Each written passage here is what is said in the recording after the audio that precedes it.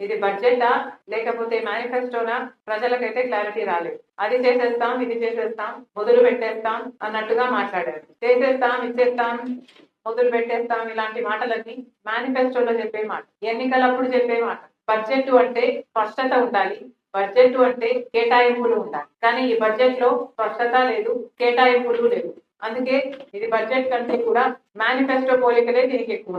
The math is very simple. Chandrababu గారు చాలా గొప్పగా చెప్పుకున్న సూపర్ సిక్స్ కు అమలు చేయాలి అంటే దాదాపుగా ప్రతి సంవత్సరము 1,20,000 కోట్ల రూపాయలు కావాల్సి ఉంటుంది అని ఒక అంచనా. మరి చంద్రబాబు గారు కనీసం పావువంతు కూడా చేసినట్టుగా కనిపించడం లేదు. చంద్రబాబు గారి మహిళా శక్తి ప్రతి నెల 1,500 కోట్లు ఖర్చు అయ్యే స్కీమ్ ఇది. మహిళా శక్తి విమెన్ ఏజ్డ్ బిట్వీన్ 18 to 59 1,500 రూపాయలు ప్రతి నెల ఇస్తానన్నాడు చంద్రబాబు గారు. 1,00,00,000 మంది మహిళలను లెక్కేసుకున్నా కూడా నెలకే 1,500 కోట్లు ఖర్చు అయ్యే స్కీమ్ ఇది.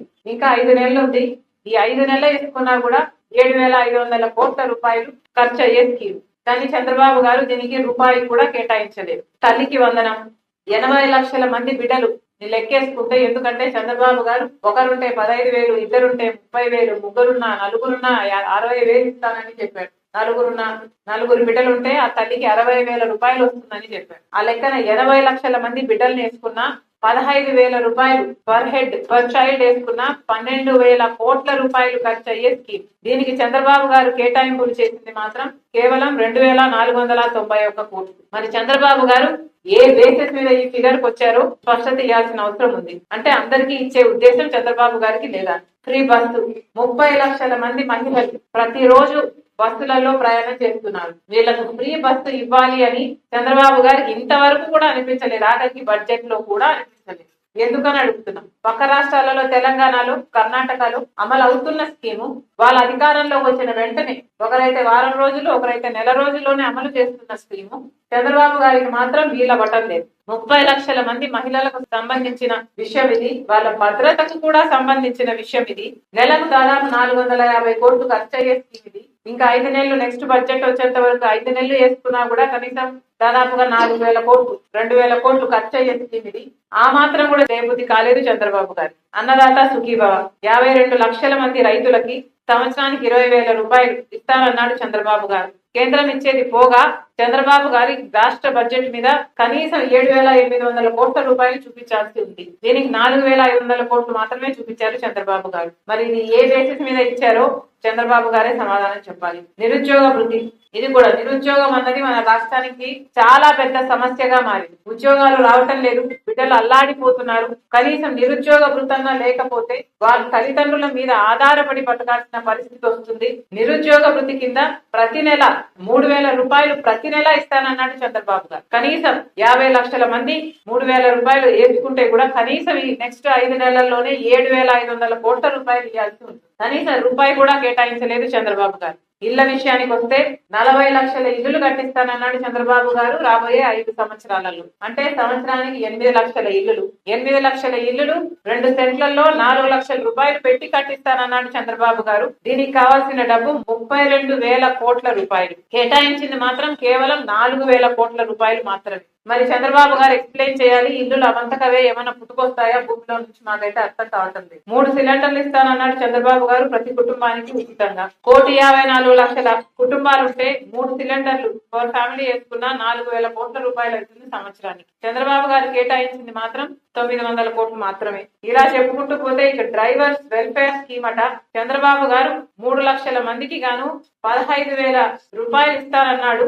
దీనికి ఖర్చు అయ్యేది 400-500 కోట్ల రూపాయలు. కానీ 1 రూపాయి కూడా కేటాయింపు చేయలేదు చంద్రబాబు గారి ప్రభుత్వం. గవర్నమెంట్ ఎంప్లాయీస్ ఐఆర్ కింద 10 లక్షల మందికి 10% పర్ ఎంప్లాయీ వేసుకున్న 2,500 కోట్ల రూపాయలు.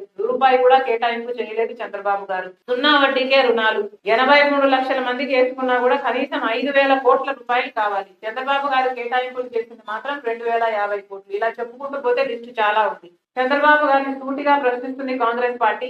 ఎన్నికలు గెలవడానికి మాత్రమే మీరు వాగ్దానాలు ఇచ్చారా? అవి నిలబెట్టుకునే ఉద్దేశం మీకు లేదా?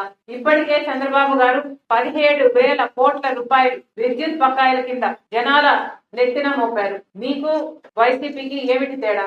5 సంవత్సరాలలో వాళ్ళు 35,000 కోట్ల రూపాయలు ప్రజల్ని పిండి వసూలు చేస్తే ఇప్పుడు మీరు కూడా ప్రజల రక్తం పిండడానికి సిద్ధపడలేదా? 17,000 కోట్ల రూపాయలు అంటే ఇది సామాన్యమైన భారం కాదు. కనీసం ప్రతి ఇంటికి వచ్చే పవర్ బిల్లులో 40% హైక్ ఉండబోతుంది. మరి చంద్రబాబు గారు కేటాయింపులు చేసేటప్పుడు వీటి గురించి ఎందుకు పరిగణలోకి తీసుకోలేదు? బీజేపీతో మీరు స్నేహం కొనసాగిస్తున్నారు. బీజేపీ ప్రభుత్వాన్ని మీరు అక్కడ కేంద్రంలో నిలబెట్టి ఉన్నారు. ఈ రోజు మోడీ గారు అధికారంలో ఉన్నారు అంటే ఇది కేవలం ఆంధ్ర రాష్ట్ర ప్రజలు మీకు ఇచ్చిన బలం, మీరు ఆయనకి ఇచ్చిన బలం. ఇది ఇప్పుడే కాదు, గత 10 సంవత్సరాలుగా జరుగుతూనే ఉంది. అయినా కూడా మన రాష్ట్రానికి ఏది చేయకపోయినా కూడా మోడీ గారు మన రాష్ట్రానికి ఒక గుంటున్నా ఇచ్చినా కూడా చంద్రబాబు గారు మాత్రం నెత్తిన పెట్టుకున్నారు మోడీ గారు. ఎందుకని అడుగుతున్నా. బడ్జెట్ లో సూపర్ 6 కేటాయింపులు లేకపోగా కనీసం ఈ పవర్ బిల్లు అడిషనల్ గా కాపాడతారు అనుకుంటే కనీసం ఇది కూడా చెప్పలేదు చంద్రబాబు గారు. ఇంకా లిక్కర్ మీద ఇంకా అదనంగా 10,000 కోట్ల రూపాయలు సంపాదిస్తారట.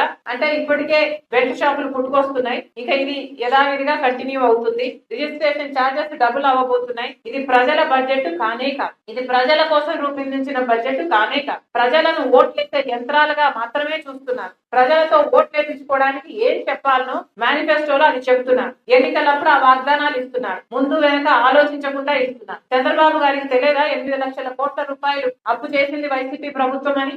11 లక్షల కోట్ల రూపాయలు రాష్ట్రం మీద అప్పుల భారం ఉంది అని? ఇవన్నీ తెలిసే కదా వాగ్దానాలు ఇచ్చారు. మరి అలాంటప్పుడు ఎలక్షన్లు అయిపోయిన తర్వాత, ఓట్లు వేయించుకున్న తర్వాత, మీరు గెలిచిన తర్వాత, మీరు అధికారంలోకి వచ్చిన తర్వాత, మీరే కాదు బీజేపీ పార్టీని కూడా మీరు అధికారంలో అక్కడ కూర్చోబెట్టిన తర్వాత ఆంధ్ర రాష్ట్ర ప్రజలకి ఇంత అన్యాయం చేయడం భావ్యం కాదు. ఇది ప్రజల బడ్జెట్ కానే కాదు అని కాంగ్రెస్ పార్టీ చాలా స్పష్టంగా చెప్పదలుచుకుంది.